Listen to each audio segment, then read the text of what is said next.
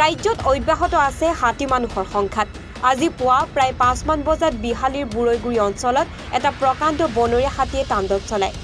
বনৰীয়া হাতীৰ আক্ৰমণত গাঁওখনৰ মিলন কৃষাণ নামৰ লোকজনৰ মৃত্যু হয়। মৃত লোকজন কৰ্মসূত্ৰে অশোক দাস নামৰ লোকজনৰ ঘৰত বসবাস কৰি আছিল।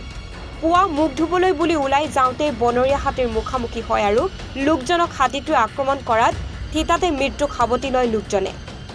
ইতিমধ্যে ঘটনাস্থলীত আৰক্ষী আৰু বন বিভাগৰ লোক উপস্থিত হৈ তদন্ত আৰম্ভ কৰিছে আৰু মৃতদেহ মৰণোত্তৰ পৰীক্ষাৰ বাবে বিহালী হাস্পতাললৈ প্ৰেৰণ কৰিছে। এই ক্ষেত্ৰত হাতী মানুহৰ সংঘাত ৰোধ কৰিবলৈ ঝটকা লাইনৰ ব্যৱস্থা কৰিবলৈ দাবী তুলিছে স্থানীয় ৰাইজে। হয়, আজি ঠিক 5:30 মান বজাত খুব দুৰ্ভাগ্যজনক এটা ঘটনা ঘটিল।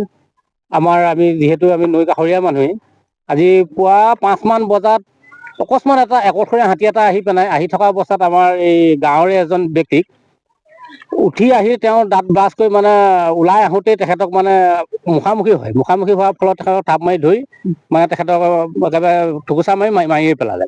খুব দুৰ্ভাগ্যজনক কথা, খুব বেয়া লাগিছে বিষয়টো লৈ পেলাই। কাৰণ গাঁৱৰ ভিতৰত যদি আজি পৰিস্থিতি এনেকুৱালৈ গৈছেগৈ, আমি বিভিন্ন ধৰণৰ ফৰেষ্ট ডিপাৰ্টমেণ্টক হওক বা আমাৰ গভৰ্ণমেণ্টক বিভিন্ন ধৰণৰ এই আজি বুলিয়ে নহয়, আগৰ পৰাই ঘটনাবিলাক ঘটি আহিছে। মানুহ মৃত্যু প্ৰথম কিন্তু ইমানখিনি জনোৱাৰ পাছতো কিছুমান আঁচনি ধৰিছোঁ বুলি আজিলৈকে কাৰ্যকৰী হোৱা নাই। সেই পৰিস্থিতিত কিন্তু আজি এই পৰিস্থিতি হ'ব পালে।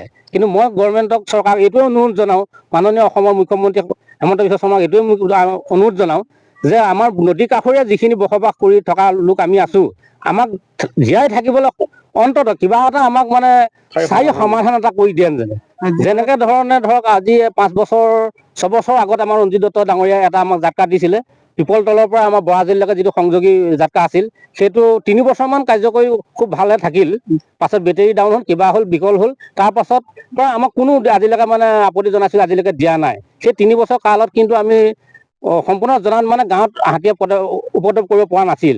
আজি 2 বছৰমান হৈছে অতি কোনো নোহোৱাৰ কাৰণে, জাটকা নোহোৱাৰ কাৰণে উৎপাতটো বেছি হ'বলৈ পাইছে। বস্তু যিগৰাকী লোকৰ প্ৰাণহানি হ'ল সেইগৰাকী পৰিয়াল আছে, তেখেতৰ ফেমিলি আছে। তেখেতে কৰ্মসূত্ৰে আহি আমাৰ গাঁৱৰ এজন ব্যক্তি ঘৰত আছিলে। আজি প্ৰায় 15-20 বছৰ হ'ল তেখেত থকা।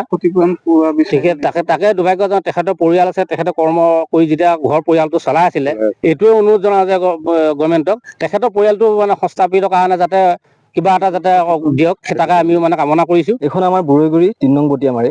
কিন্তু আমাৰ এইখিনিতে এটা এনেকুৱা ঘটনা ঘটিছে, এটা হাতী আহি পেলাই আপোনাৰ এই আমাৰ ঘৰৰ কাষৰে ঘৰত বসবাস কৰা এজন আদিবাসী লোক, আমাৰ এই দাঁত ব্ৰাছ কৰি ওলাই যোৱাৰ সময়তে আমাৰ যিটো আপোনাৰ হাতী অহা ৰাস্তা আছে, সেই ৰাস্তাইদি আহি থাকোঁতে সেই মানুহজনক ডাইৰেক্ট দেখা দেখি হয়। হাতীটোৰ সৈতে দেখা দেখি হোৱাৰ পিছত হাতীটোৱে লগে লগে সেই মানুহজনক এটেক কৰি মানুহজনক মাৰি পেলোৱাৰ পিছতে আপোনাৰ আৰু দ্বিতীয়জন যিজন মালিক আছিলে, সেইখন ঘৰত থকা যিজন মিলন কিষাণ, যিজন মানুহ ঢুকালে, কৰ্মসূত্ৰে আছিলে।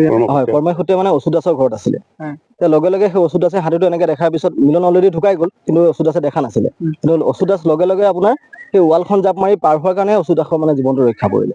এটা কথাই ক'ব বিচাৰো, ধৰক আমি এইখন গাঁওখন আমাৰ ষষ্ঠ সংৰক্ষিত এলেকাৰ এখন অধ্যুষিত গাঁও হয়। ইয়াত ধৰক আমাৰ যিখন নৈ আছে, নৈ কাষেদি হাতীবিলাক আমাৰ অহা যোৱা কৰে। আৰু যিবিলাক আমাৰ ঝাটকা আছে, সেই ঝাটকাবিলাক আমাৰ ওৱান টাইম হয়, তাত ফিক্স ঝাটকা নাথাকে। সেইটো কাৰণে হাতীয়ে আহি পেলাই আমাৰ গাঁৱলৈ উঠি আহি মানুহৰ এনেকুৱা ধৰণৰ অৱস্থা কৰে। আমি ইয়াৰ এটাই সুৰক্ষা বিচাৰিম। আমাৰ সুৰক্ষাটো হ'ল কি, আমাৰ যিটো ঝাটকাৰ সমস্যা, সেইটো আমাৰ স্থায়ী এটা সমাধান লাগিব।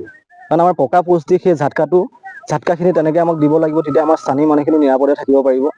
আমি এইটোৱে ক'ব বিচাৰোঁ।